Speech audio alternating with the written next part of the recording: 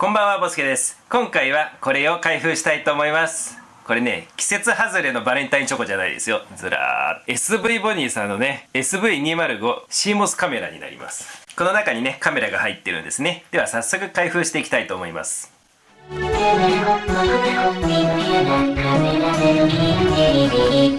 はい、開封しました。開封シーンは今回はカット、すいません。では開けます。まず入ってるものですね。説明書ですね。説明書はね、日本語がありました。海外製品なのですが、こうしてね日本語マニュアルがついています。わかりやすいかな。はい、天文系のね機材であるあるなんですが、日本語のマニュアル、温かい目で読んでくださいということですね。何を開封しようかな。いや、何を出そうかなと言っても、あとついてるものは USB ケーブルと、あとねレンズクリーナーかな。レンズクリーナーと本体になります。本体のキャップはね結構ね緩めですね。でこれが本体なんですが、ここにね USB を取り付ける場所がありますね。それ以外はなんと何もない。こっちにセンサーがあるだけ。すごいねシンプルなカメラです。もうほら手と比べてももうこんなに小さいんです。親指と比べても親指の長さと一緒かな。親指の長さより短いですね、カメラの方が。外観としてはねこれ以上お伝えすることが何もないのですがね、一応ねセンサーの部分はねこんな感じですね。3.2 分の1インチの、センサーが入ってますね。センサー自体はとても小さいです。で、お分かりでしょうか。赤色にピカピカ光ってますね。センサーの前は保護のねガラスがついていますが、このガラスねちょっと赤く光っているというのは何かのね周波数の光をね反射してるってことなんですよ。でこの光っていうのがどうやらね噂では IR カットらしいということなので、IR っていうのはね赤外線のことですね。人間が目で見える光って赤い光からね紫色の光まであるんですけれど、その赤い光の領域のさらにね外、そこら辺をね赤外線っていうんですが、そこら辺はね目で見えない領域なんですけれど、カメラで映すとね映ってきちゃう領域なんですね。それなので目では見えないけどカメラで映る領域をカットして、目とカメラと同じ見え方にしようというのがこの IR カットフィルターの役目です。ただねこのねカメラね、そのフィルターはね取れませんね。もうね固定されてます。こっちのね ZW 社のねカメラはねもともとそういったフィルターがついてないので、このようにねわざわざね後からね IR カットフィルターっていうのをつけて赤外線の映り込みを防止しています。じゃあねなんでねもともとついていないかっていうと、これをつけることによって映りにくいね星雲とかもねあるわけなんですよね。代表的なのがオリオン大星雲だとか干潟星雲とかですね。北アメリカ星雲っていうのもそういう類ですね。ですのでそういう赤い星雲とかを映す場合は IR カットフィルターなしで、月とかね惑星とかねあんまりそういうのに関係ない場合は見た目とねカメラの写りをね一緒にさせるためにこういうようなねフィルターをつけてます。これはね初心者用のカメラということでもともとついちゃってます。ということでね割り切り方としては、これは月はね惑星専用と捉えた方がいいですね。ちょっと星雲を映すにはそういった赤い光をカットするっていう面もありますし、あとイメージセンサーが小さいっていうのもあるので、そんなにね大きく広がった星雲まで撮ることは前提としていません。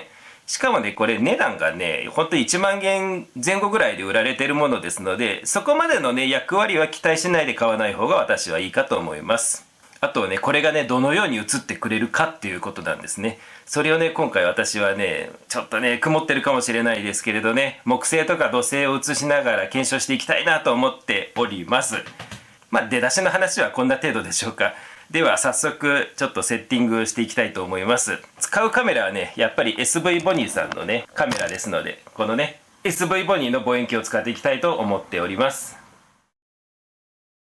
はい、それではねパソコンとねカメラが用意できましたら、シャープキャップというキャプチャーソフトが入っていなければ、このねシャープキャップのねホームページからねダウンロードしていきましょう。 Windows 10の場合はここですね。でね私はもうね入ってるのでねこれは省略します。入ってない方はここからダウンロードしてインストールするということですね。で今ね開いています。カメラについてはあとはね USB を挿せば、自動的にね認識してくれます。はい、認識されましたね。これをクリックします。そうするとねカメラがね今認識されましたよ。ほら蛍光灯に当てると光が映ります。これでね大丈夫です。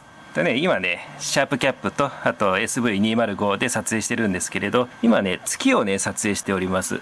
まずはね相性の問題かもしれないんですけれど、まあね USB でね接続してるんですが、反応がねちょっと遅いんですよね。原因をね今上げました。変わりました。下げますね。下げました。ピンパピンパピンパピンパ。このねタイムラグがねちょっと気になりますね。 ZWO はねこのようなタイムラグがなかったのでね、ちょっとそこら辺は難しいかもしれないです。まあただねちょっと相性の問題なのでね、ここら辺ねもしそんなタイムラグがないよっていう話だったらねちょっと訂正したいとは思いますが、とりあえず私のパソコンではねこのようなタイムラグがね結構発生して、まあちょっと使いにくいっていうところはあります。あとはねカラーバランスがね取りにくいかなと思います。まあね ZWO がね合わせやすかっただけかもしれないんですけれどね、ホワイトバランスでねいじってもねこのね月の色がね再現できるような場所がねなかなかね見当たらないんですね。これね見るとね中央とね周辺部のね色が違うんですよね。このムラがねどこから発生してるのかがねちょっと分かりかねますねそんなこと言ってたらね曇ってきちゃいました。やばいやばい、ようやく晴れた。この状態で多少動画残しておきましょうか。1000フレームぐらい。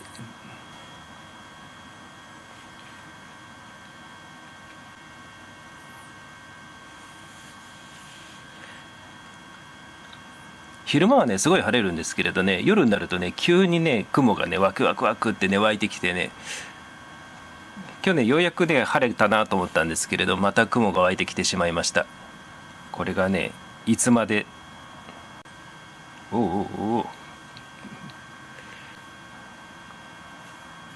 というわけでね今日はねちょっと惑星までね撮れないかもしれないのでね、今ちょっとここで言っておきますと、真ん中のね色とね周辺の色がねだいぶね違いますね。一応ね解像度はね 640×480 で設定してますので、結構ねだいぶ狭めましたので、まあね小口径のね望遠鏡だったらね F30 にしても多分これぐらいにしかならないと思うんですけれど、ちょっとね大口径の望遠鏡でね映そうとしたらね惑星でもちょっと周辺部がね色がね変わっちゃうのかもしれないです。まあねこれぐらいのね価格帯のねカメラなのでね、あんまりね大口径、まあ高級なね望遠鏡には向かないのかなと。まあどちらかというとね80ミリ以下ぐらいのね小さな望遠鏡で入門向けにね、消えちゃった、入門向けだったらねいいのかもしれないですね。やっぱりね価格層でねカメラはね選んだ方がいいんじゃないかなと、まあ今日はねそういう感想を持ちました。ちょっとねこの色ムラのね原因だけね突き止めたいと思います。はい、それではね今ねホワイトスクリーンというねアプリを起動しました。これにねカメラをねこのようにねくっつけてね、どのようにムラがあるのかね調べたいと思います。ホワイトスクリーンで見るとねそんなにやっぱりムラ色バランスが悪いってことはないですね。カメラのね性能はねちょっとねそんなに良くない。ちょっとやっぱり感度がね低いですね。ZWO でね慣れちゃうとねちょっと SV205 がね暗いなって思っちゃいます。木星がねだいたいこれでね250ミリセックなんですよ。どうしてもね感度がね低い分ね露出時間を長くしないといけないですね。まあ多分ね土星はね今この F 値じゃね多分もう映らないですね。今5倍バローをつけてるんですけれど 2.5 倍に切り替えないとちょっとね難しいと思います。木星ですらねギリギリですからね、まあ、ギリギリっていうかねもうアウトですね250ミリセックがね適切なスピードっていうとねちょっとね遅い気がしますね。 F 値をねだいぶ下げてやらんといかんです。あ、土星来ました土星来ました。全然もう映ってないではこれで撮影します。どうしましょうね。やっぱり1000ミリセックですのでね1分でね60フレームしか撮れないというねことですね。これはもうやばいですね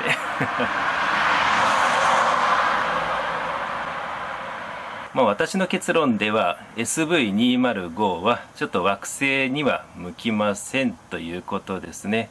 まあ安いからね手を出したくなるとは思うんですけれど、本当にね惑星をね綺麗に撮影したいというねことであればちょっとね避けた方がいいかと思います。